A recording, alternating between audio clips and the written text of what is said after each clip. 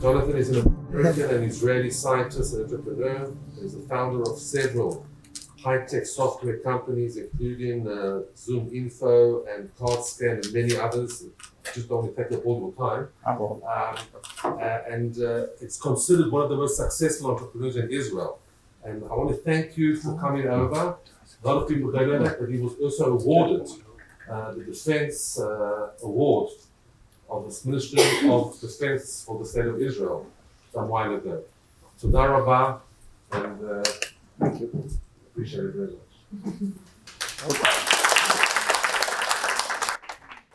As you can see from the first slide, there is a Smart Up Academy, and I'll explain what it is. And there I give lectures about how to build companies. So first of all, I introduce myself, so you know a little bit of my history, the good, the bad, and the ugly. I'm a graduate of the Technion. I have a master's degree in computer science. I was on my way to do a PhD and become a professor, but a friend of mine convinced me to make the mistake and not continue in the academic life and said, why don't we start a company? I'll explain later on. So I served in something that at the time when I served was a huge secret. Nobody was allowed to say the word Shmone Matayim. Even I worked with a tag of Helmut Chai Klali. But that was a long time ago, and there I got the Pras Bitchon Israel. The first company I started was Roche Intelligence Systems, and it was a software company, venture-backed. The venture capital behind it was Uzziah Galil and Elron. For those of you who study history, that's really historical. And the first VC in Israel. And it's a very interesting company because there I spent about $11 million learning what not to do. So it was a very profound failure. And based on that failure, I started to realize the problems. So what was the failure there? So we raised money and had a plan that showed how the company is going to grow like that. I've yet to see a presentation by entrepreneurs to investors that don't have that chart, it's called the hockey stick chart. I start with no sales and then suddenly it goes up in the sky. And then we started, it was a software company that developed tools for field service engineers of companies that produce very sophisticated pieces of equipment like ion implanters in the chip industry or MRI machines. And so to maintain those machines is very complicated. So we sold tools to the field service engineers of these organizations. And we started the company in Israel. Then we built, as was the situation then, a company in the US that was the parent company, and I transferred to the US in 1989. And the company grew nicely. When I say grew nicely, it's like every VC-backed company, we hired many more people than we needed, right? So that's what you do when you get money from investors, is you hire people. So we had people, we also had revenues, but there was a problem. There was always more expenses than revenues. I see you nodding, right?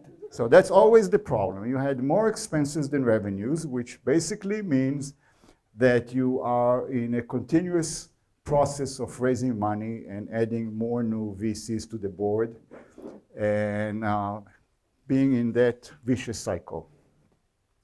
So one day I woke up and I said, this is ridiculous. We should be profitable. We had about $4 or $5 million in revenues. If I just cut expenses, I will be profitable. So we were 3 co-founders, and basically the 3 of them wanted to be the CEO, including me. I was the CEO. And very, very good people, really. They became later on CEOs of other companies. But I decided that we should start cutting expenses, so I fired one of my co-founders.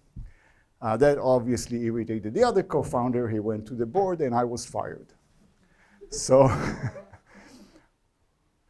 there is a reason why I tell you all of that. Okay, it's not just to be cute. Because later on I realized that this mistake is standard. that founders always have co-founders, and invariably it doesn't end well. And so that's one of the issues that you see with many, many startup companies. But in any event, so I was living in the US at the time. I had a little kid, my wife was doing her PhD, and I said, okay, I'm going to start another company, but this time I'm going to do it right. And right was, I swore that this company is going to be profitable. And this was a profound decision, which we'll talk about it later on, because it really boils down to what is the purpose of a company. Is the purpose of a company to have an exit, or the purpose of a company is to become profitable? So the next company I built was called CardScan, and that's the only company I can tell you easily what it does. You see, it's really something physical. You can touch it. It is a business card scanner. You put a business card into it, it reads it, and it analyzes it. And it was a huge success. We had a gazillion competitors. It was a piece of hardware, and it was sold through retail channels, all the things that investors tell you not to do, right? Hardware, retail, consumer electronics, everything bad can be in that company. And honestly, I did it without knowing anything, but I was very, very focused on becoming profitable all the time. And that was kind of the guiding principles of what we were doing. And the company became profitable very quickly. And then I started another company as a spin-off from CardScan. CardScan was profitable. You understand that? It generates money. Put it again in your head. Companies that generate money are successful companies. Companies that don't generate money are at risk all the time. So what did I do with the money we generated? I started another company. We spun it off to the shareholders, so it was basically a mirror image. And ZoomInfo, for those of you who don't know, is now a public company worth about $4 billion. I have a big offices in Ra'anana. And I started it in the year 2000. And this time, it was clear it has to be profitable, so it started in the year 2000. In 2002, it became profitable. Profitable means it generates cash, so we spun off another company out of it called Bezo. Again, doing the same thing, one company financing the next one. Bezo became profitable, and in 2017, we sold it to LinkedIn, that was a big competitor, for $175 million. I sold CardScan in 2006. I sold ZoomInfo in 2018, mainly because at the time we moved back to Israel in 2004, and I was managing the company, traveling back and forth, which was ridiculous, so we sold the company. Then when I was in Israel, I started another company called Obster. We sold it to Elastic about a year ago. So then I started another effort, which is the SmartUp Academy. And SmartUp Academy, its purpose is to teach something bizarre called the profession of building successful companies. And I work in progress because, like anything else that we do, you learn as you go. So this lecture is basically a lecture I give in the school. Now, what is a successful company? So one thing I already heard, profitable. But profitable is not enough. It has to be fast-growing, because otherwise it's not interesting. It's a store. It can be profitable, but it's not very interesting. And the last point, which is really critical, is it has to have a modest investment. So if you raise $100 million and you reach $10 million revenues, that means for every dollar you put in, you get 10 cents, and that's not exactly a huge success. It's much more interesting when you put $10 million and you generate $100 million. In ZoomInfo, the investment was about $3 million, and when I left, it was generating $100 million in revenues and about $40 million in profits every year. So can be done. We also have workshops. And this is the most interesting thing, what we call the residency program. What does that mean? So you're in school, right? And you're going to study for 2 years how to become entrepreneurs and innovators and whatever. And when you come out, you're probably geniuses, but let me bring you other examples. A doctor, okay? They study for 6 years, and somebody on the dean's list finished the 6 years. Would you ever go to that person? Most people would, save their lives and only go to a hospital where this person spends 4, 5, 6 years there working with people who really understand what medicine is. Same goes with virtually every profession. You learn in law school, you study to be a lawyer, you go and you work in a law office, and not just that you work in the law office, you specialize. You specialize in litigation or in real estate or in M&As or whatever it is, you specialize. You learn from the experts. There's one huge exception. Huge. So you're a genius, you're a shmonematayim, you have a great algorithm, you go and you raise $20 million and you understand algorithms and you know how to write code, you have no clue how to build a company. That was my situation at Roche, literally. I developed the algorithm, it was a great expert system algorithm, and I had no clue what I was doing. And I spent $11 million learning what not to do. Most entrepreneurs I meet are in that same exact situation. Building a successful company is a profession, and it's very, very different than having an idea. Very different than having an idea. You have to think about who is going to buy your product? How do you reach them? If they never heard about you, they will never buy from you. Think about that very simple concept. If you never heard about that company, you are never going to buy their product just because you never heard about them. It has nothing to do with what features they have, how great their product is. It doesn't matter. Okay, so you have to think about these very, very simple questions that most entrepreneurs will start thinking about them after they develop the product, raise money. They already have 20 people on their team. They spend $500,000 a month, and only then they say, wow, so who's going to buy it? So how do I reach them? Don't laugh. It's very, very sad. It costs a lot of money. But that's the way it is. So we have here this program, and we teach people how to do it. But before that, there is a reason why these concepts are here. And it's called the venture capital industry. So I would like to start, because I know that some of you will have to prepare a presentation for investors, right? So I'm going to tell you what the investors will want, and hopefully convince you that what they want is not what you want. Did you hear that? What they want and what you want might not be the same thing. So what do they want? Okay. So first and foremost, they want a great team. Experienced, rounded, all the functions work well together, all the usual stuff. But bear in mind, unless you have a group of friends that you already built another company with them, you don't have that. So what do? You ask your uncle, do you have a person that can be my co-founder? And he says, I don't know, but my wife has a cousin who studied in the Technion. He might be your CTO, right? That's how it works. Remember, I had another 2 co-founders with me. So virtually that requirement of a great team is what forces many people to go and find co-founders, just so that they can impress investors.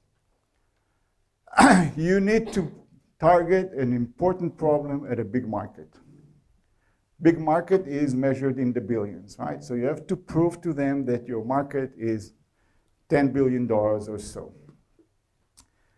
So I have a joke usually that I tell people, what does it mean to have a big market? I have a great idea for a very successful company, because I realized that the Chinese really like rice.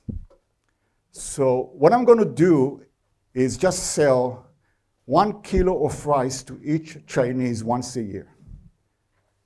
You multiply it and you realize I'm going to be very, very rich by doing that. Now, those of you who think about it immediately understand the problem is not the rice and not the Chinese. The problem is how do I get rice to every single Chinese once a year? The problem is marketing, operations. It has nothing to do with the idea. Big markets have all of them the same problem. The bigger the market, the more complex it is to penetrate. It's that simple. The smaller the market, the easier it is to penetrate because it's usually much more uniform. They are a group. It's easier to get to them. Okay, so I'm trying to show you that virtually everything that VCs tell you that they want is contrary to making money. Okay, the complexity of doing what they want causes you to make things that are expensive. They want disruptive technology. So let's talk a little bit about the successful companies you all know and look at their disruptive technology. Uber. How disruptive is their technology? Get. Pengo. Anything disruptive about it? No. You know, they use the most basic tools that you have, but they were smart about how to use them. Airbnb, even worse. There's no technology with it at all, okay? Even Netflix. You know, streaming is streaming. What made them successful is not the technology. So when they talk about disruptive technology, usually the people who come with the disruptive technology are dead. I'll give you an example, okay? iPhone. You hear me now? Okay. iPhone. So iPhone is a disruptive technology, right? Started in 2007, I think. Was it the first handheld computer? No. Even Apple had another one called Newton. That was about 20 years before that. So why was the iPhone successful where everything else before it? And there were a lot of computers, okay? There was, yeah, but I'm talking about now something that you hold in your hand. There was the Palm Pilot. I don't know who remember that. Before there was the BlackBerry. And so there were millions of them. And they were all successful. They were like selling in the hundreds of thousands of units a year, but they didn't have the same impact as the iPhone. So what was unique about the iPhone? Well, what was unique about the iPhone was the 3G. You look at me and say, what? 3G? What does 3G has to do with iPhone? Well, 3G is the cellular technology that allows you to connect with the internet at reasonable speeds. That's all. Before that, you had a little computer that was isolated from the world, was just not interesting. You had your phone book and your calendar, and that was it. The moment it became connected to the internet, the world opened. It's just that, the world opened. So I'm not taking anything from Steve Jobs. I think he's a genius, and I literally think he's a genius. But he was a genius at taking advantage of what I call enablers. The world opened the door for him, and he walked in. That's what he did. And he was very smart about the business model and all that stuff. I won't go into that. But what I'm trying to tell you is that disruptive technology has nothing to do with success. First to market. You have to be first. No, don't do that ever. Because the first the market discovers all the problems and usually dies along the way. You just sit there and you watch. Card scan, I remember it like today. I needed a technology called OCR, optical character recognition, because you want to read the business card, right? So I didn't want to develop that technology. There were about 10 players in the market at the time developing OCR. So I called them and I said, I want to license your technology. And they asked me, what for? I said, I had a great idea. It's called a business card reader. The response usually changed from silence to laughter, literally. So I said, what's wrong? Sorry. So the answer was, if it was silence, was, we're working on it, so we're not going to license you to you. And the other side, the laughter was, are you a number 10 or 20 who is already licensing our technology for that purpose? Why? Because suddenly the enablers were there. There was good OCR, scanners became small, and all of that stuff. So a lot of people came up with the same idea that I did. So I went to a trade show called Comdex at the time. And as I walked into that trade show, there was a huge booth with a machine, exactly like mine, card scan, different name. So I called my co-founder. He was basically a developer that I hired. And I say, Dexter, listen, I have bad news. I see the product you're working on right here on the counter. So there was a moment of silence, and he says, oh, that's not a problem. We're not going to be the first, we're going to be the best. And till today, I keep that mantra. If you don't be the first, be the best. And when I say the best, I don't mean have all the features in the world. It means customer support, it means marketing, it means pricing, it means a million things that's what we teach at SmartUp. To be a successful entrepreneur is not any of the above that you see. And you need to be able to grow fast. You want to be able, that's what VCs are looking for, okay? So I'm still going over that. That is true, but the question is, how do you do that? If you do that by spending $100 million in order to sell 10 million, then you're not doing it correctly. You need to have what I call growth engines. I won't have time in this lecture to talk about growth engines, but that will be a major subject that we will cover in the next meetings. You need a profitable model. So before 2023, 2022 even, then the answer was, don't even talk about profitability. That's blasphemy. You only have to talk about growth. What happened then is that suddenly VCs stopped investing, and there are a lot of companies that are dead, dying, or will die in the near future. And we're actually working with some of them because they might have good ideas and so forth, but they don't have money and they're about to die.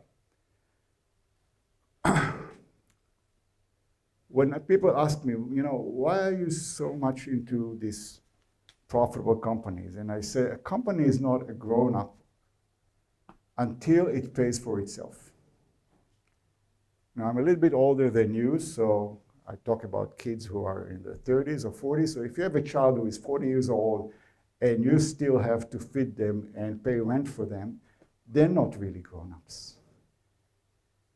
They're not. Even if they're 22 and you still pay for everything they do, they're not grown-ups. So if you're a company and you have to keep raising money in order to pay salaries, you're a shame. So how do they work usually? So you start with seed money around A, you raise more money every year or 2 years, and you push the company to grow, and then you have an exit, right? That's usually what venture capital companies want. That's what you do, right? You go to an IPO, or you sell the company to another company, which is called an M&A, but there's a word in here with an underscore that's called an exit. And I will explain in a moment why VCs talk about an exit all the time. And here are their expectations when they tell you, well, we do 10 startups, 5 will shut down, 3 will return the investment, or just about it. 1 will generate 2 to 3 times returns, and 1 will be a huge, huge exit that will cover all of our sins.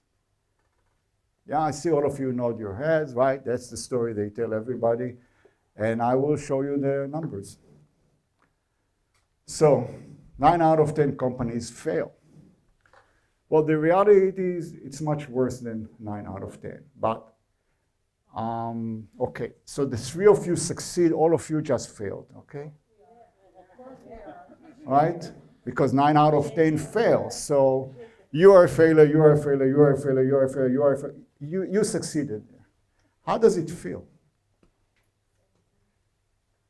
So VCs are investors, okay? They play the roulette. You play with your life. It's your life. You work hard, your mother is proud of you, your wife supports you or your husband, and you fail. It's a horrible feeling. It's really a horrible feeling. Regardless that it's not your money, it's a horrible feeling because your identity becomes tied to the company you created and you just failed. So think about it. Very bad outcome, and why fail if you can succeed? And what we're trying to do is teach the profession of how to build a successful company. And it looks like nothing that you hear from a VC. Nothing like it. But I believe that the success rate, it's not going to be 100%. Let's not fool ourselves. But if we can get to 2 out of 3, if even 1 out of 2, I would say that's a huge success. So, what's the infinite game versus the finite game? So an infinite game is when you say, what I'm going to do is build something that will last forever. Just like your life, right? You're not planning your life towards the exit, which is usually in a tomb, right? So most of us look at our lives as something that will continue forever. Yeah, we know that there will be an exit, but we kind of ignore it. We all want to build a very, very successful road. And that's the way you should look at your company. It's an infinite game. You want to build a company that will be for life. What is a finite game? A finite game is very well defined. Football, basketball, baseball, 90 minutes, and one of you is going to be the winner, right? And there are very, very simple rules about who is the winner. So that's a finite game. Clear rules, designated players, beginning and end, winners and losers. So what happens the day after you win? There's the next game, right? And so you have to do it all over again, right?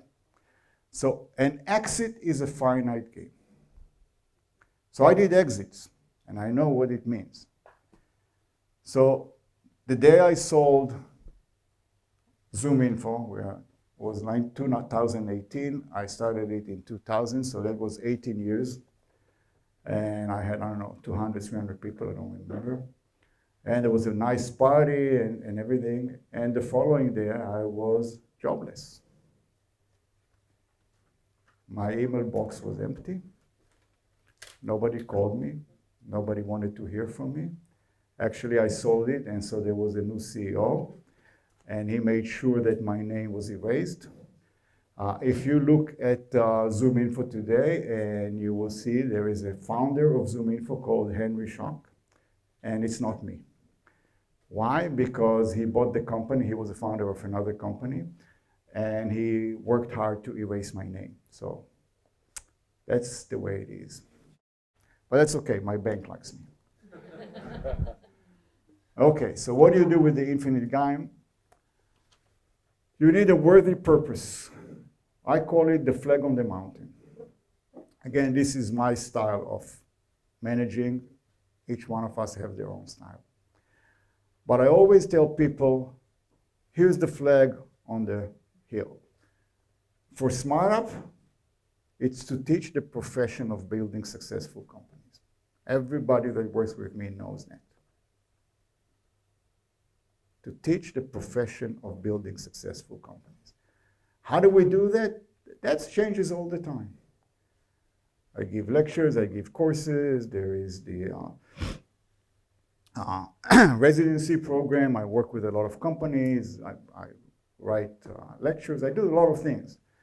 But we never for a moment lose the flag on the hill. And every time we sit for a conversation about what are we going to do this week, next week, we always say, how does that fit with the target we want to be? What is the worthy purpose? And when people ask me, why is that a worthy purpose? I say, you know how many billions of dollars are spent and wasted on 9 out of 10 companies? Have you ever thought about what we could have done if this money was invested in successful companies, in successful people? in energized people instead of people deflated, that's a worthy purpose.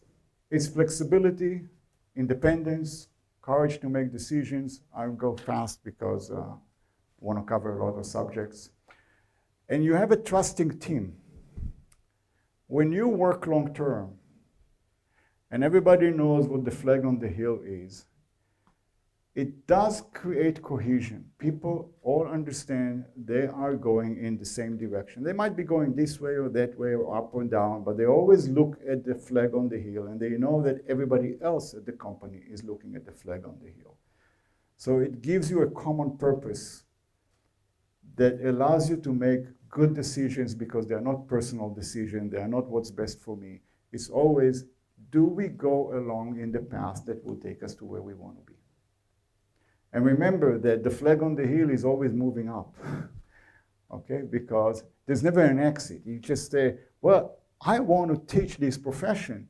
So right now we are at 1 out of 4 is successful. Let's do 1 out of 3. Let's do 1 out of 2. Let's do everybody. You know, there's always a place to go.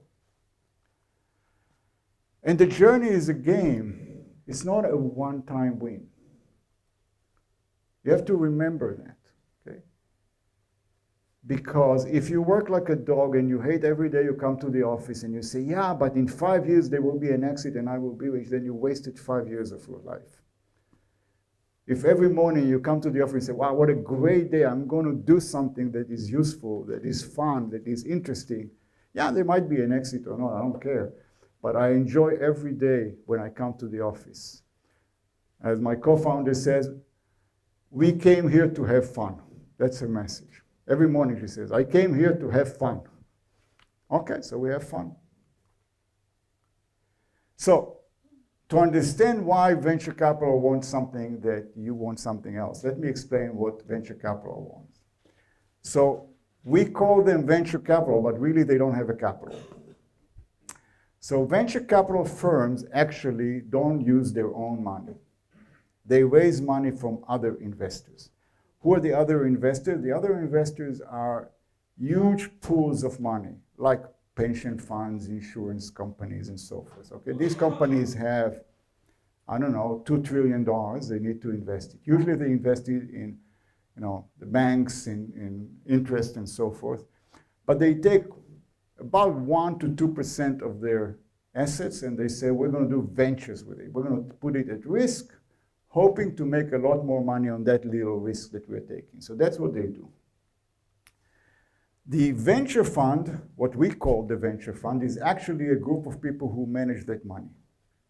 They are financial advisors, let's call them. They don't use their own money. The legal structure is a limited partnership and a general partner, doesn't really matter, but these people really are managing the money. It's not their money. And they usually raise money every 2 years or so. And I'll explain in a moment why. And what the venture fund does is it invests it in startups. Okay? So their job is to meet with a lot of entrepreneurs and startups and pick the winners, the ones that have the great team, disruptive technology, all the stuff I described before, and invest in them and basically play the roulette, okay? They put the chips in. As one VC told me, this is a lousy job because I put a bet and I sit for 6 years or 7 years and I have no control over whether it's going to succeed or not. He says, it's out of my hand. I put a bet and now I just have to see what happens. And he says, it's really very, very difficult to do. Now, remember that VCs raise money from investors. Investors want to get their money back. They don't want shares in companies. They don't want disruptive technology. They want their money back. There are only 2 ways of converting a company into money. You either take it public and then you can sell shares, so it's suddenly a liquid asset, or you sell the whole company to somebody else, and that's called an M&A. Together, these 2 venues are called an exit. So an exit has nothing to do with you, the founders. Even though you think it has to do with you, it's not. Not even with you. It has to do with the VCs having to give money back. to their pension funds. That's why they must, and I repeat, must have an exit. So, to tell you a story, right? So I started CardScan in 1993. Raised money from VCs because I needed to build hardware, open retail, all of that good stuff, but I didn't raise a lot of money. Then in 2000, I spun off ZoomInfo. I spun it off to the same investors. So they put money in 1993. 7 years later, they get fresh stock in a fresh company. ZoomInfo becomes successful, and the investors come and tell me, Yonatan, it's 10 years, I'm tired, give me my money back. I said, okay. There's a fair market value, which is the money, the valuation you give to in your stock options, which is usually about 10 cents on the dollar because you want to compensate your people, right? I say, I'll give you the fair market value. He said, what, are you joking? I said, no, I'm not joking. You want your money back. That's the fair market value.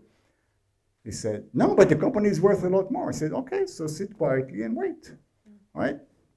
So it became a joke. Every time we met for a board meeting, it was, when are we going to see our money? And I said, I don't know, whenever. And they said, after a while, they said, listen, you're the only company left in our fund. I'm retiring. Everybody is retiring. Can you please give me my money back? And I said, fair market value, whatever you want, tomorrow. So when I finally sold the company, we had a funny deal. I won't go into the financial details, but the deal was really giving the investors an exit and giving me a lot more money. And I came to them and I said, here's the deal. I'm going to make a lot more money than you, but I'm finally getting you out of here. And I said, thank God, finally. It's been 20-something years. We want out. We're still friends, very good friends with them, okay? But it's just to show you that what they want and what you want might not be the same. Luckily, the company was very successful and profitable, so I could joke with them. Now, what do they do? Here's how it works. So they have a timeline. When they raise the money, they raise it as a 7-year investment cycle, because the people who invest in them want to get the money out. So there's a very clear timeline. I give you the money. 7 years from now, you have to return the money. Usually in the agreement, there are extensions. So the extensions are usually to 2 years, 3 years, and so forth. So after 10 years, it starts being unpleasant. So how do? They invest in new startups because they want to get the money out, right? So they invest in new startups in year 1 and 2 because they know it takes longer. So they invest the money in year 1 and 2 in new companies. Then they know there are going to be additional rounds. Remember, the companies are not profitable, right? Remember that, right? So they are going to raise after seed, round A, round B, round C, round D, round E, round Z, whatever it is, okay? So they need to participate in that, so they keep money for it. Always they say they invest a third of the money they plan on round A, knowing that twice as much they will need to invest later on. That's the official end. They get extensions and they hope for an exit. That's the way it works. So they usually look at the 10-year time horizon. But let's look at what does it mean. So if 9 out of 10 fail, how do they make money? They make big exits, right? So let's look at it. To make a big exit, it's not in Tel Aviv. It's going in New York and getting the company out, publicly in New York. So let's do a reality check. Every year, about 1,000 companies are being created in Israel, startups. That's the average. So since the year 2000, more than 20,000 companies were founded. Do you understand the number? 20,000 startup companies, VC-backed companies. So in that period, from the year 2000 till 2023, 100 companies went public in the US out of the 20,000. But only 38 companies were valued at more than 100 million, of which about 24 out of the 38, which means until the year 2020, only 14 companies went public out of 20,000. You understand that? It's not 1 out of 10. Can you count, okay? So these years, 2020, 2021, was the years where you can see unicorns running in the streets, and people were talking about $1 billion valuation for a company that only have a business plan. These are the crazy years. This is why I have relatively high confidence in venture capital. So if I do the numbers, it's 0.2%. Remember, I wanted to do my PhD in computer science and math, so I checked 0.2% is a lot less than 10%, which is 1 out of 10. Okay, so why so few companies go public? Let me explain to you. For a company to go public, it needs to have about $100 million in revenues. You can't just take any garbage and take it to the market, even though it does happen like in the year 1999, 2000, in the dot-com craziness and so forth. So there are, every 10, 20 years, the stock market goes cuckoo. Year-over-year growth of about 20%, that's what the market wants. Preferably profitable. And let's build a model. One of the things that we teach in SmartUp is everything has to be converted to money and calculated, because at the end of the day, companies are about money. So let's build the model, financial model. So it's a SaaS product, let's assume, simplest thing you can think of, $10,000 per year license. Year 1 and 2 product development, no sales, okay, right? That's how VCs work. 3 year, first 100 customers. The first year you start selling, you do 100 customers at $10,000. That's $1 million in sales. And you grow year over year. Every single year you grow by 40%. And you have a perfect renewal rate of 100%. Because remember, this is a license that every year they pay, right? So if you've got 100 customers year 1, those 100 customers will continue with you forever, which is not reality, okay? But let's just look at that. Great. The perfect company. So here's how it looks. Year 1, 100. Year 2, you get 140. You go by 40%, right? So 140 new customers plus the 100 that you already have. It's 240. Year 3, you have 196 new customers. Give me a clap, for doing the numbers on the fly, okay? And 240 from the previous year, and you can see that. So you get, in year 13, to about 10,000 customers. Year 13. And if I convert it to dollars, that means I get to my $100 million in year 13. But I only have 10 years. You see, I gave you the perfect storm. Phenomenal company. 100% renewal. Growth 40% year over year. And you get to the 100 million after 13 years. What is the amount of investment that is needed to get there? So I'll do it very simple. In most of these companies, the biggest chunk of expense is salaries. And to foster rapid growth, you keep hiring people at the same rate that you want to grow. So you grow them 40% year over year. And you start generating profits only in year 12. I calculated it. And you lose about $100 million along the way. So you need to raise money along the way with several rounds to $100 million. And you do what I did at Roche, which is you finished one round of fundraising and you start the next one. That's what I did as a CEO. Didn't have time to run the company because I was busy raising money. Let's do it simply. Life is hard. Same thing, except for a few changes. Only 30% growth year over year and 80% renewal, okay, which is a little bit more realistic. And here's what happens. You get to 3,500 customers at year 13, and that's $36 million. So now you know why out of 20,000 companies, only 38 went public. Because you see, these are very, very hard facts. It's not that simple to build a fast-growing, profitable company. It's not very simple. Did I convince all of you? I hope so. So what do?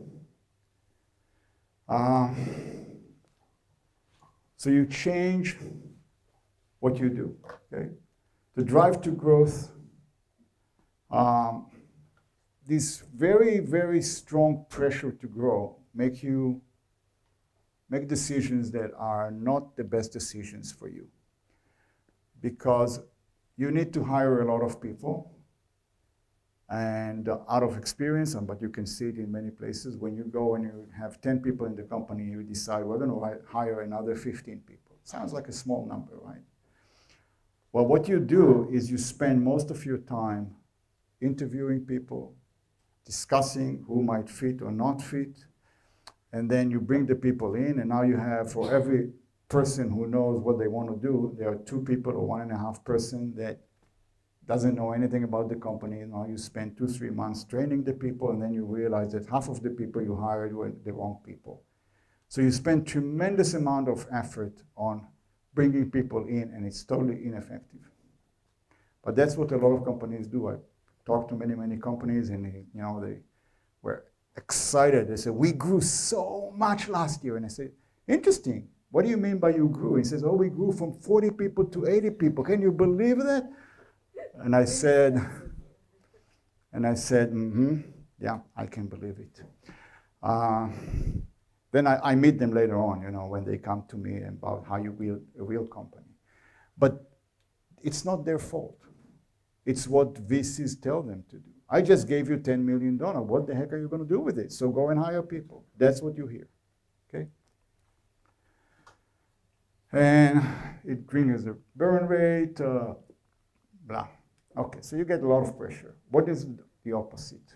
So what happened in here is that companies go through some interesting things. So let's assume you are not able to grow and you start losing money and there's a pressure. So many of these companies, what they do is they start cutting expenses, right? Because you can't pay the salaries where you don't have money. So you start cutting expenses. When you start cutting expenses, that usually means letting people go. When you start letting people go, there is a vicious circle happens. What happens is that morale goes through the floor, obviously, and the people who can go, which means people who are successful, have a good resume, they know what they're doing, they're the first one to jump ship because they have alternatives. So you're losing the people you really want, and you maintain the people you really don't want.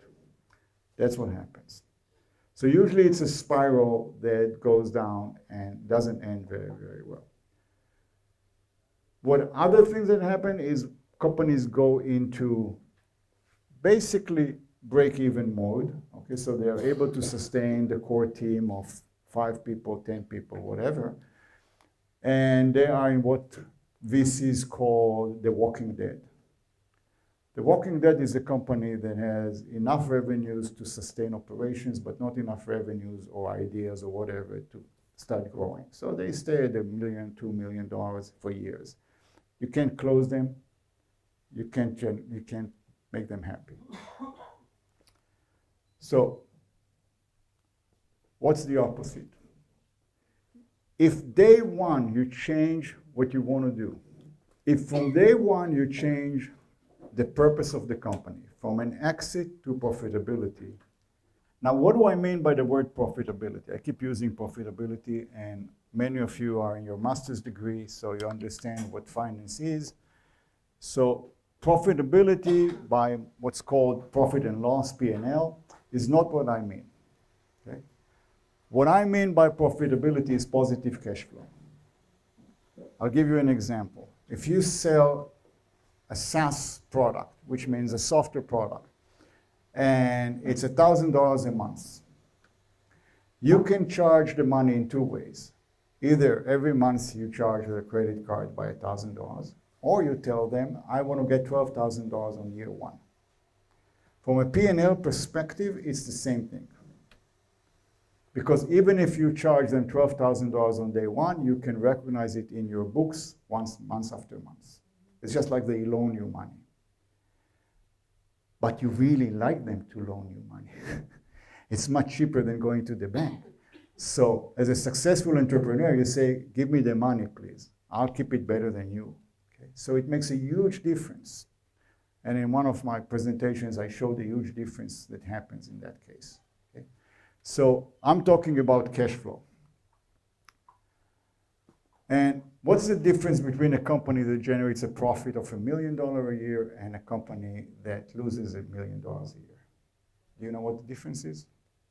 So the answer, of course, is $2 million. It's the wrong answer. The answer is company that loses $1 million a year, you can calculate when it's going to die. They have $3 million in the bank, they're going to live for 3 more years, period. That's it. A company that generates $1 million a year lives an infinite game. So it is that simple. Think about it. If you lose money, you can calculate when you're going to die. And that's a huge difference. Okay, so. Does he know your expenses? Yeah. Companies know their expenses. Why they know their expenses? Because, no, it's really simple. If you go down to the chain of what you do, it's always people at the end. So that means your expenses are usually salaries, usually. Okay? About 70% of your expenses are salaries one way or another. There are ways of dealing with it, but this is not for the first lecture. Okay? Okay. The impact of pursuing profitability first basically will change everything that you do. So the moment you start saying, I need to be profitable very early on, it will change everything that you do. In one of the future lectures, I'm going to talk about the sequence by which you do things. I will explain it now because even though it's a very, very simple concept, for most people it sounds alien. So I have to repeat it 3 times before people start to understand what I'm saying. So let me explain to you how 99.9% of the companies work. Okay, I'm going to develop a car that can fly. Okay, I'll do something smart or whatever it is, any product that you have. So the first thing that people do is they want to prove that they can build it. So they're going to build a prototype, then they're going to build a proof of concept, then they're going to build the product. That's what they're going to do, and that's what you guys are going to do. Because it's obvious, why would I do anything else? I want to build that product, I'm going to build that product. So, okay, now you raised $1 million or $10 million, you build the product, you have 10 engineers, and you have the product. If you have 10 engineers, and let's say your team is 15 people, you are about $300,000 a month in expenses. Whether you sold a penny or not, your bank account depletes at $300,000 a month. And now you try to sell the product. What do your engineers do at that time? Oh, they develop the next generation, right? They add features, they do things. Nobody ever used the product, by the way, because you didn't sell it yet, right? But you have 10 engineers, you have to do something with them. So you do something with them. And you get in love with the next feature that is going to just change the world. It's disruptive. You still don't have a single customer. Now you start saying, okay, I need customers. What do I do? Okay, let's try to hire a VP sales, a marketing, whatever it is. There's a little problem. Customers don't report to you. Engineers do. They're your people. Customers are not your people. They don't listen to you. You have to figure out, how do you get to them? How do you make them listen to you? All of you are bombarded with messages all day long, right? You don't even pay attention. You don't even see the messages. It's not that you ignore them. You don't even see them, okay? All of us are in the same place. So it's extremely difficult to get the attention of potential customers if you even know who the potential customers are. So most companies get into a tremendously dangerous area. They already have built-in expenses of a few $100,000 a month because they have engineers, they have a team, they have offices, they have all kinds of things. And they don't have customers, and they're trying to figure out who their customers are. What I tell people is, start selling before you have the product. Did you listen to me? Start selling before you have the product. Sounds simple, but what do I sell? I don't have the product. Honestly, I don't even know how it's going to look like. What am I going to sell to customers? That is the key issue that will make your company successful or not successful. So the solution to that is you don't really sell your product. You don't, because you don't have a product. What you try to do is get people to respond to the problem, right? Because if your product doesn't solve any problem or doesn't do anything interesting, then why did you develop it? So you expect that your product will do something. To make it, I'm going to explain to you something really interesting that we did at SmartUp. So I was working with a company, I mentioned at the beginning, Obster. And Obster was doing something bizarre. There's a technology called Elasticsearch. It's kind of a database, doesn't really matter. It becomes very complicated when you have large installations of it, and then the DevOps, the people who need to manage it, have a problem. How do you identify problems? Blah, blah, blah. Doesn't matter really. Too much technical stuff. And the founder I was working with had an idea how to build, let's call it a monitoring product that will identify problems and fix them. Okay, not very interesting. So I said to him, and how are we going to get to customers? And he says, what do you mean? We don't have a product. Why do you care about getting to customers? I said, listen, your product is so bizarre and the market is so bizarre. I have no idea how to get to customers. So let's talk about that before we spend a penny on your product. And I said, what happens if there is a problem with a cluster of Elasticsearch? What happens? And he says, oh, usually there is some sort of an error message that goes into the log file. You don't have to understand anything about log files and error messages or anything, just know it's a bizarre thing, okay? And I said to him, what do you do when you get these error messages? So show me some error messages. So he showed me some error messages, and remember, Gavin, I told you I speak Chinese. It's absolutely Chinese. You don't understand what they say there. I said, and what do you do with that? He said, honestly, I don't know. I said, you're going to develop a product and you have no idea what they mean? He said, no, they're cryptic. I have no idea what they mean. I said, okay, if you, the genius, don't know what they mean, then probably no DevOps engineers know what they mean. So what do? They copy paste it into Google and they try to see what it means. So we did that and there was no information. So I said, okay, I have our solution. We're going to build a database of all of these error messages, and we're going to tell them what they mean. So I asked how many error messages there are, and he wrote a script on them because it's an open source code, and he said about 800. I said, all right, let's do that. He says, and what are we going to write in the explanation? Remember, I don't know what they mean. I said, that's problem number 2. Problem number 1 is I want to see that people really get to that page. Right? Okay, so we did that. We built 800 pages, and they had like, I don't even remember, some bullshit that we put on the page. And we put it on our website, and we launched it. And Google was very elated to see this garbage and indexed it. And we started getting traffic. And we discovered very quickly that the traffic was the 80-20. Out of the 800, about 40 error messages generated 80% of the traffic.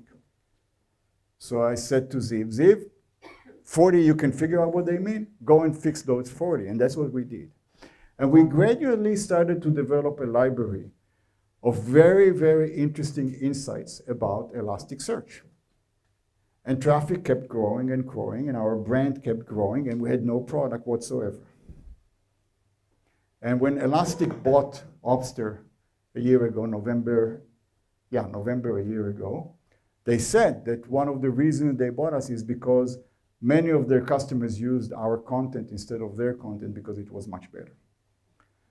So that's just an example of thinking differently. Your biggest problem is not your product. That's the least of your issues. I repeat, your product is the least of your issues.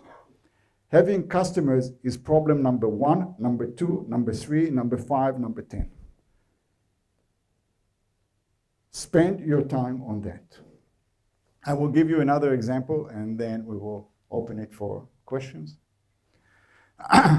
So I'm working now with another company, and she was a video editor, literally. I mean, she worked for years as a video editor.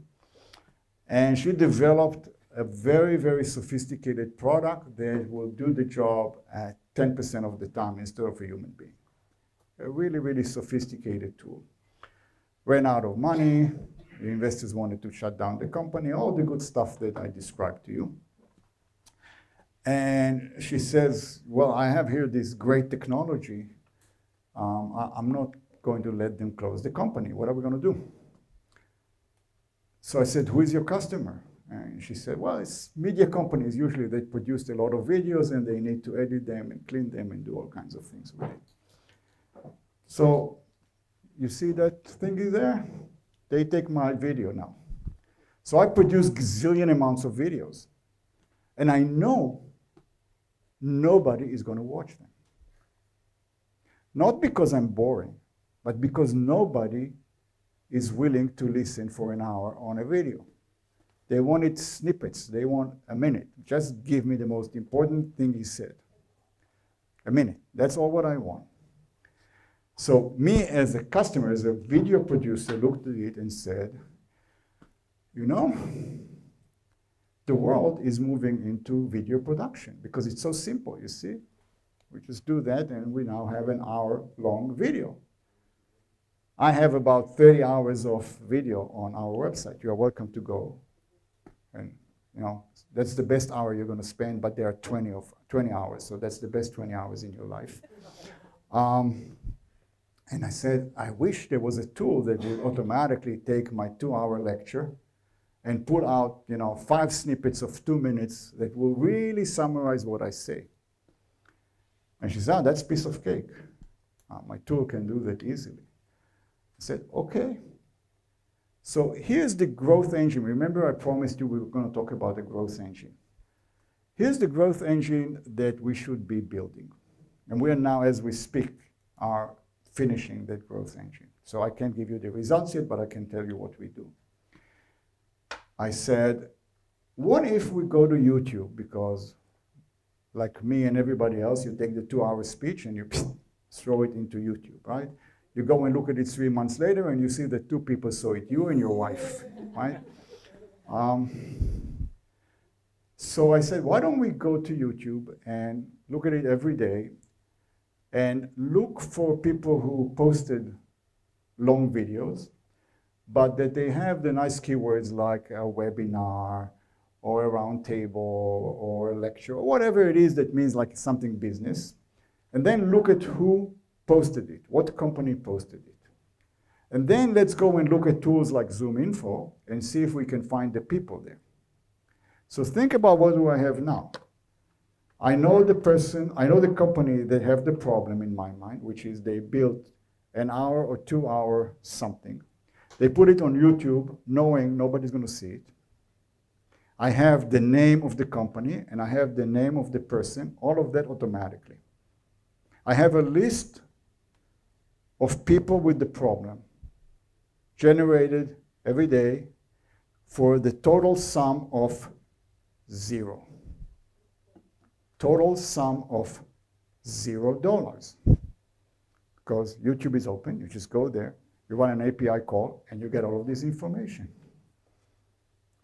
Then we took the video, and with an API to her product. By the way, we wanted to do speech to text, but the engineer who was working on it, he says, no, you don't, because YouTube gives you the text. So another expense went out the door. Okay, so we get the video and we get the text. We take the text, run it through ChatGPT, and say, please summarize it and tell me what sentences you take and what portions of the video it is. So now I have the cutting points. Her tool takes those cutting points, build all the nice snippets, and we have a nice page now. On the left side, you have the long 1 hour speech. On the right side, we have 10 snippets with titles, because we know what they mean, and with the text of them. And we tell them, this is your page on your website, because you can take this, it's all done. Just stick this on your website, and suddenly on your website, you're going to have a video library that people can really read and enjoy. Don't just put blogs. You have more videos than blogs. That's your blogs. And because we converted it to text, you're going to also have the SEO value of it. We're going to launch it next week. I'm just trying to show you what do I mean by thinking about how do you reach your customers in a way that is scalable, not by people and spending money and doing things. Okay, so I gave you 2 examples of totally a different way of thinking on your problems. Don't think about your product. Think how you reach your potential customers. Okay? So if there's anything that I would like you to take out of this lecture is, when you're working here on building your business plan and all of that stuff, think about that as the main thing you want to figure out. Who are my customers, and what can I do to reach them at a very low cost? And to reach them, that means you either think about what are they looking for, like I did with Upstairs, so they have an error message and they go to Google, or proactively. But proactively, it has to be something that they can't resist, okay? They see their own video, you know, organized and cut in very, very different way. They will listen. They will look at it. I trust it. Okay? All right. I think I've talked enough.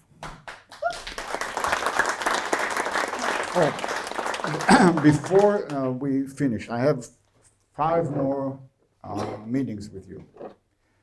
So it will be tremendously useful for you and for me to get guidance. I can talk for hours. I have lots of stories, and I can talk about my trip to Tanzania. I can talk about anything you want. But what will bring you the most value will be tremendously important for me if we want to use the time. As you can see, I'm looking for profitability. You know, put as little effort and get the maximum value out. So 5 more meetings is a lot of meetings, and I would like to know from you. It doesn't have to be at this moment, but if you can give me feedback through Gavin, through you and others, and you can look at our website, smartupacademy.org. You will see all my content in there, 2 hour conversations, but you have also, I put it there so you have the text. You can scan the text, it's easier. You can see all the presentations, so you don't have to listen to me. And just take a quick look at this, and if you can guys tell me what will be of greatest value for you, that will be tremendously useful for you and for me. Okay, questions? What specific character טיפוסים you're looking for? Oh, okay. Now you get to my favorite subject. I'll start with the statement I tell everybody before we even start. I said, if it wasn't for your employees and your customers, business would be very easy. And the common denominator of those 2 is their people. And people are difficult. If you look around you in the room, each and every one of you is a unique individual. I'm now serious, okay? Each and every person is a unique individual. You know, I tried in the past to recruit people by a part number. You know, I told the recruiter I want somebody with 5 years experience in here and knowing this and doing that and had these following titles and blah, blah, blah, blah, blah. It just doesn't work this way. I make it even harder for you. The problem is exponential. It's not just the person, because the person has to fit the team. And many times that doesn't work. It might work at the beginning, but not later. Just to make you really, really anxious. So everyone is spending the most amount of time selecting their spouse. There's no more, reference checking and everything that you can think of. And still half the people get divorced. They're still the same people, they're nice people, it's just that the match doesn't work. Same happens at companies. So what do? So I'm very, very smart. You see, I have answers to everything. This one, I just tell people, I hire and I fire, I hire and I fire, and this thing one sticks. I'm as bad as that. I'm serious. It's really, really hard. And I haven't found anything that I can tell you, here's a way to hire the right people. I'll give you a story because I like to tell stories. Okay? So in 2004, remember I'm in the US with my wife and kids, and we decide to move back to Israel. I still have Zoom Info, it's an American company, and I moved back to Israel, so I decided that it's going to be very, very difficult. It was before Zoom and everything. How do I manage the company remotely? So I bring in a president to manage the company, and I will be like, whatever, the chairman. So I brought a person. He was a very smart guy, but we didn't agree on anything, so I fired him. His name is Gary Halliwell, and he left the company and started a competitive company called Net Prospects. He sold it 2 years later to DNB for $120 million. And he left all the way to the bank. So an idiot he wasn't. Okay, that's why I gave him his name, because he's a very successful, smart guy. And I fired him. Failure number one. Then I brought in somebody who, at the time, worked for me. I promoted him inside the company. He did a phenomenal job. I won't mention his name, because he was doing a great job as VP Biz Dev, but when I made him into the CEO or the president, he was a disaster. So I fired him. The board was already anxious and angry at me, and they said, okay, this time we're going to give you somebody who is really, really good. So they gave me somebody that worked for them in another company and was tremendously successful, built the company from 0 to about 40 million, sold the company, good guy. Hired him. After 3 or 4 years, I decided he was a disaster. And I fired him. As a result, the board wanted to fire me. But because the company was profitable, I just ignored them. And that was it. The guy left the company and joined another company and became number one. He's a tremendously successful guy. Okay? So he was tremendously successful before he worked with me. He found that working with me was impossible because I'm an idiot and don't understand anything. And he left, and he's again very successful. And the reason I bring this example is just to show you how difficult it is, that the dynamics of a company, the working with one another, is so complicated. There's nothing I can tell you, sorry. But I will give you an answer that is kind of an answer, but not really. I look for 3 things. People who are smarter than me. I really like smart people.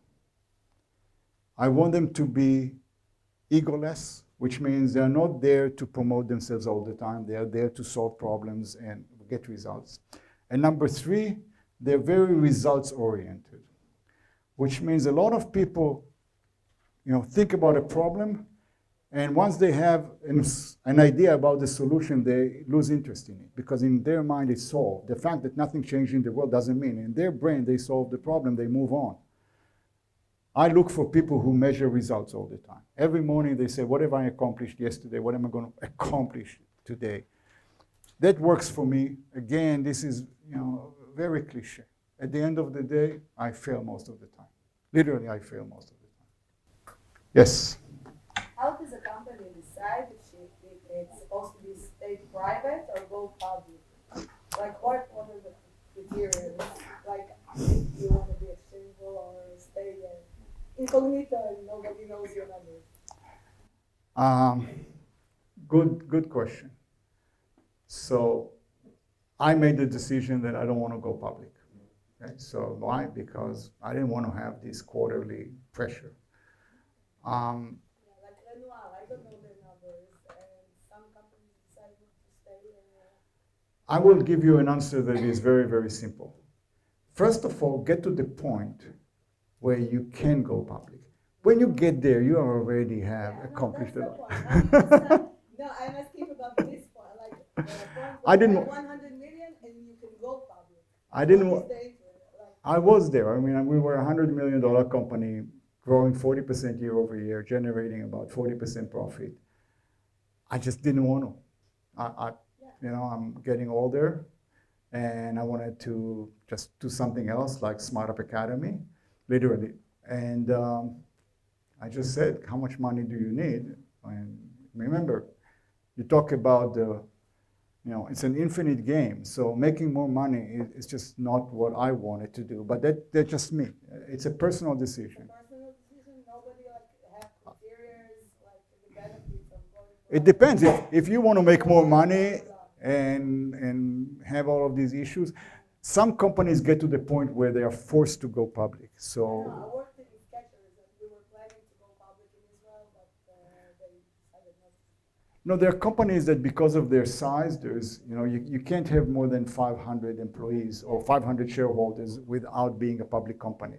Now, that doesn't mean that you need to launch the company publicly, but you start to have reporting that is like a public company. But let's focus here about how do you get to the point where profitable, okay? Yes? You spoke a lot about customers. What happens when you have limited customers? Amount of customers, when you reach only to defense companies, customers are defense companies, you have 5 of them, for example. That's a wonderful question. You are in a very, very bad area. No, I'm not joking, okay, because what I mean by that is, remember, I said, before you have a product, you start thinking about customers and how you reach customers. So if at that moment, all you have is you and a piece of paper and maybe your wife, you decide to go to a place where there are only 5 customers, it's just the wrong decision. You don't have any need to make that decision at that moment if you go by the order I said. You say, I need to have at least 10,000 customers, then your thinking will be very different about the product to develop. Most companies do this mistake, okay, which is they first develop the product, then they think who is going to buy it. That's too late, way too late. How do you go to investors? Like, what's your pitch? How do you present your pitch? You have something like consistent, like a slideshow, blah, blah, blah, or, That's a very good question. Okay. I have a good friend who used to work for me, and she started a company now. She's really, really smart and very, very successful, and also made some money. So I said to her, why do you want to raise money from investors? Are you nuts? And she says, no, I still don't understand why she did it, okay? But for her, it was really easy to raise money because her track record is such that she had investors all over her to give her money. I don't know if anything you can say to investors, really, because all they want is to see this, hockey stick and bullshit about disruptive technology and a huge market and all of that crap that has very little to do with reality. Also, most investors will tell you they can help you. The reality of it, they can help you raise more money. They cannot help you build your company. They cannot help you get you customers. They cannot help you with anything real. They can help you raise more money. Okay, that's their profession. They're well connected. They will help you raise more money. Why do they want to raise more money all the time? So I explained to you because it's kind of cynical why they do it. How do venture capital firms? Do they want to protect themselves? They want to protect their own investment? No, it's even worse. So how do they make money? So let's say they raise $100 million. Remember, it's not their money, right? It's the money of the It's our money. It's our pension. It's your money, right? So they raised $100 million and they have an office and they have 3 partners. What do? They charge 2% management fee. So $100 million, 2% a year is $2 million. $2 million is nice, but $20 million is better. So what do? They need to raise more money. They raise money every year or every 2 years, kind of tranches of money, okay? So they raise 100 million. If they're successful, they raise 200 million and 300 million and so forth. So they want to get to as much money as possible under management. There are 2 side effects to that desire.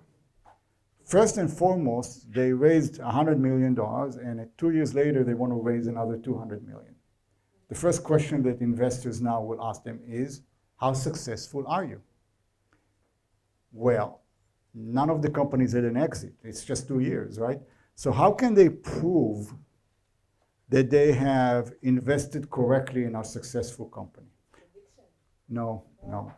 The way they do it is very simple.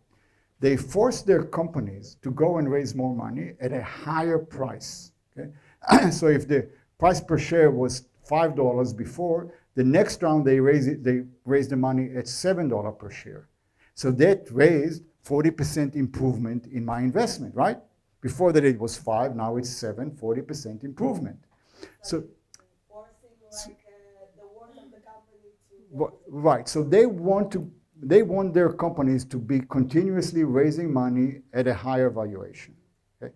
Which is a lot of pressure on the CEO. Go raise money. It's a good time now. I'll put you in touch with my other partners and so forth. So that's one reason why they force you to raise money all the time. The other reason why they force you to raise money all the time is because they force you to grow. So they want you to have more money, and that's why they push so hard on it. It's not to the benefit of the company. You have to remember that. I thought I answered that for about the last hour and a half. If you are profitable, you are no. If you are profitable, you're a grown-up. When your parents say, I don't want you to live in Tel Aviv, and you don't need them to pay the rent, you can live in Tel Aviv, right? But if they pay the rent, they tell you, no, you're living for Saba. Why? Because that's what I can afford.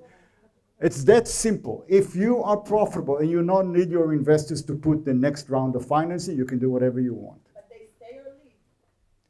They stay, they have no power. I keep saying the same thing. When you don't raise money, they don't have power. When you need to raise money, it's like your parents. If they pay the bill, you do what they say. Okay. Friends, toda rabah.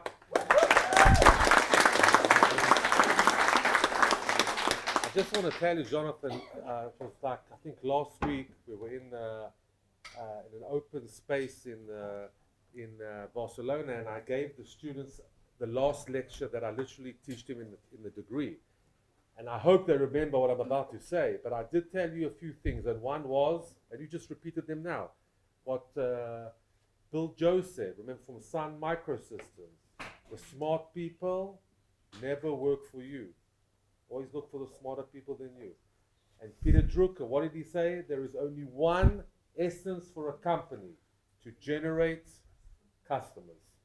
And you just got extraordinary examples from the real life of how that actually operates. And this is just the beginning of our journey with Yonatan. We'll commence in 2 weeks again. Thank you for coming over.